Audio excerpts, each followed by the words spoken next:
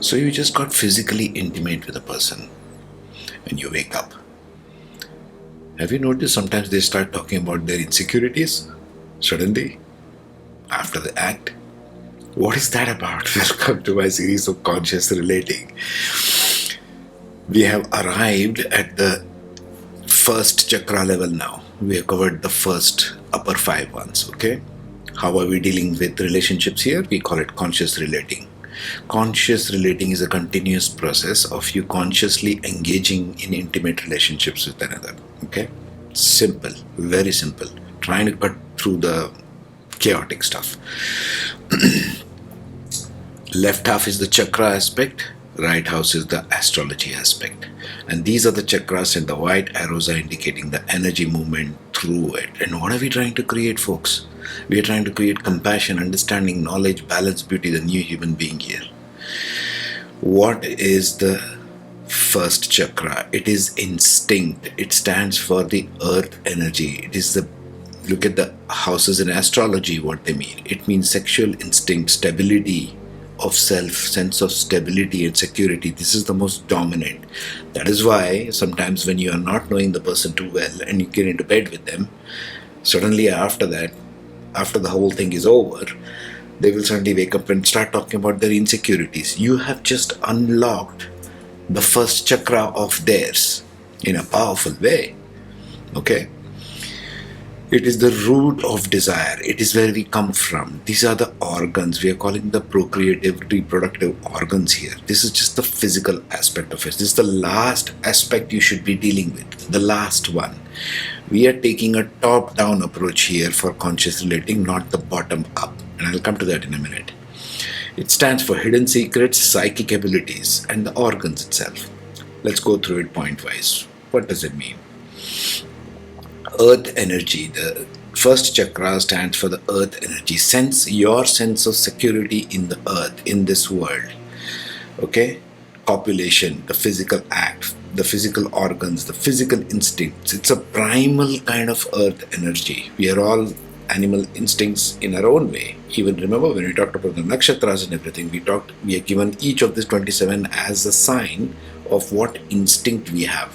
Which bird's instinct we have in the mind, which animals or mammals instinct we have in the body.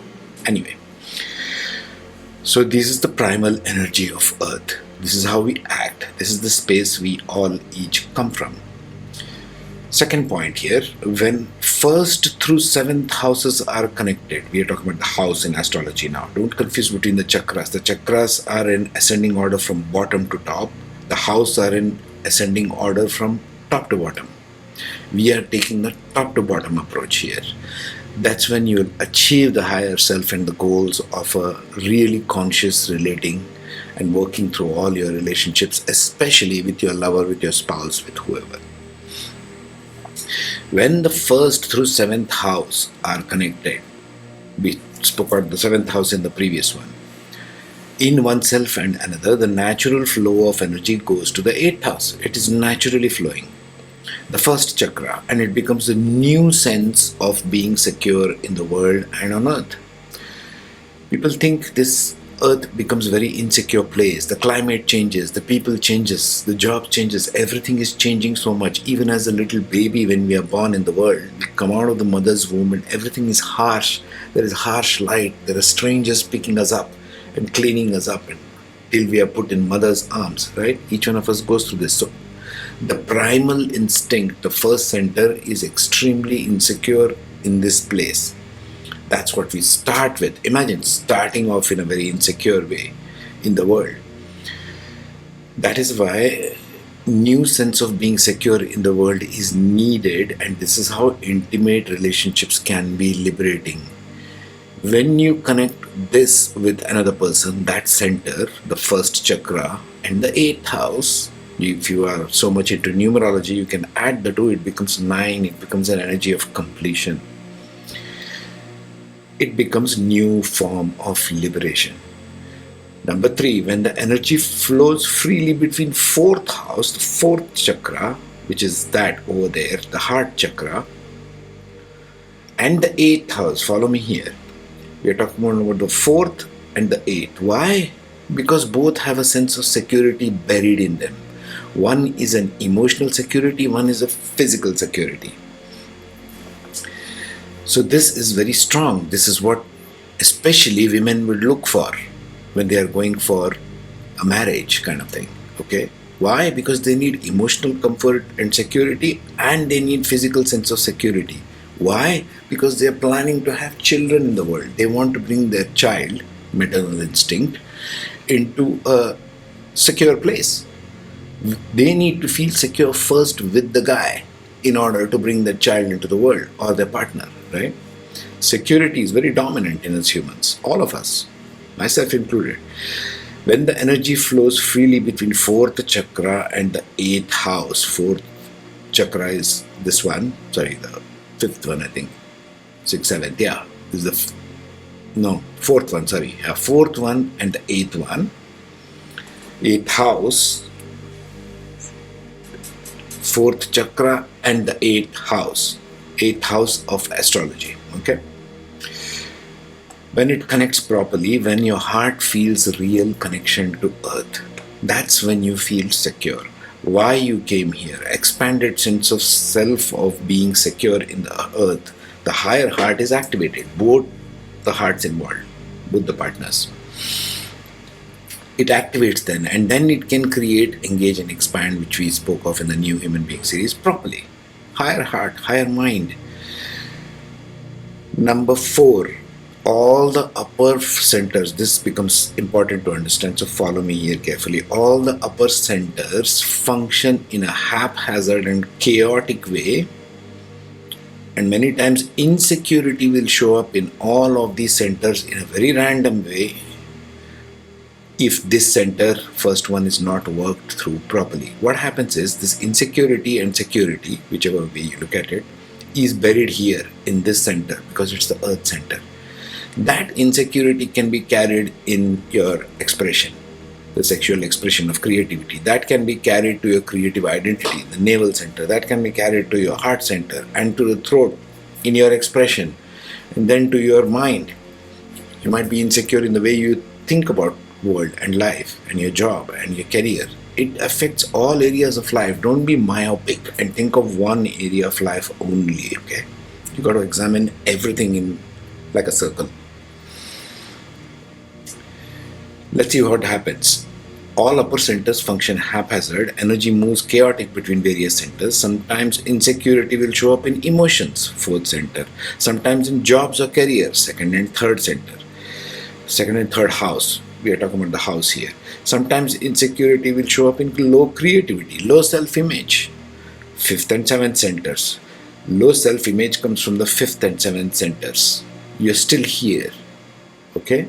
It does not come from the higher centers. This is much misunderstood even out there in the books that I have read. It's amazing how much misinformation is there. This is why in Vedic astrology, the eighth center is called the moksha house. Why is it called the moksha house in astrology, in Vedic astrology? Because it liberates the insecurity from all of these centers that I'm pointing to. All of these. You and I, we carry insecurities through the upper levels. Insecure in this, insecure in my creativity, insecure in my heart, insecure in my voice, whether I should speak or not, insecure in my job, whether I should create this or not. You see how the energy travels up?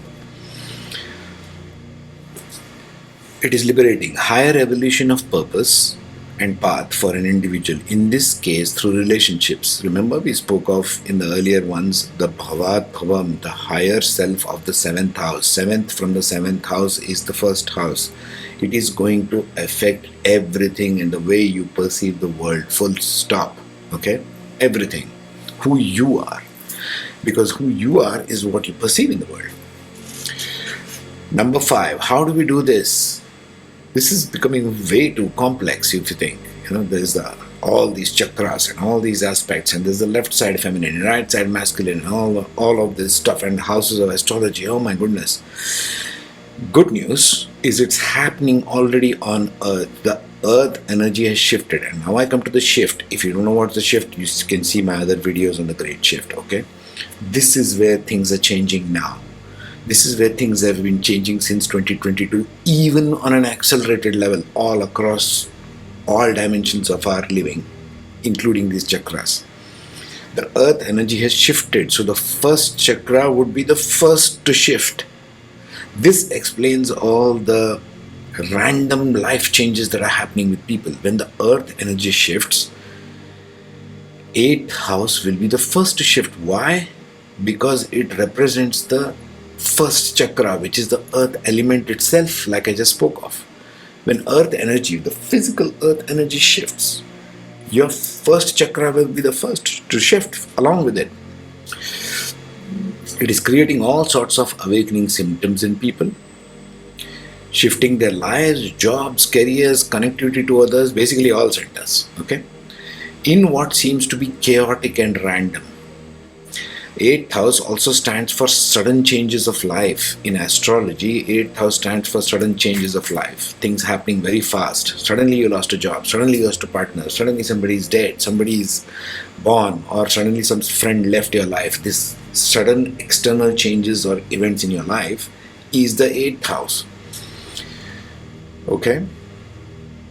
So earth changes, and this shift is actually affecting all humans on earth. All of us are going through this right now, 2022 onwards. It started back in 2012, but more since 2020. Remember, every chakra house has a masculine and feminine aspect. This pink one and blue one, which I have marked there, right? So if each one of you are conscious, that's why I call this whole thing conscious relating series.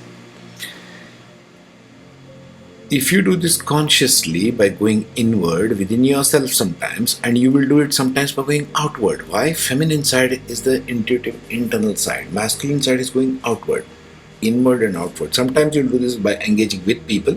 Sometimes you'll do this quietly by reflecting on your life, on whatever it is that what's going on in your life. You will do both, and both are okay, by the way. Take it however it comes, just go with that flow. Your own life force or Kundalini energy within you, within each of us, is guiding you there. As intuition through this process, it becomes easier if you understand this way and work through this puzzle.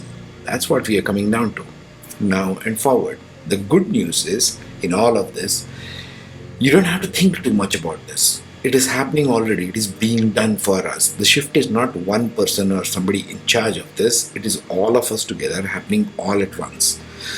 So go with the flow and see what happens with you.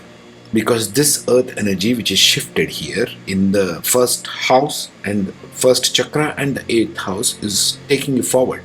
It is taking you through all of these centers where you are changing yourself, your life, your partnerships and everything else. But that's what leads to sort of conscious relating, if you want. Okay. In the next one, I am planning to put together just the astrological aspects. We will remove this particular aspect. We'll just talk about astrology now, and where you can get clues of which center you are predominantly focusing your life from. We'll discuss all that in the next one. So take care. Thank you for all your live shares, subscribes, and I'll see you in the next one. Take care.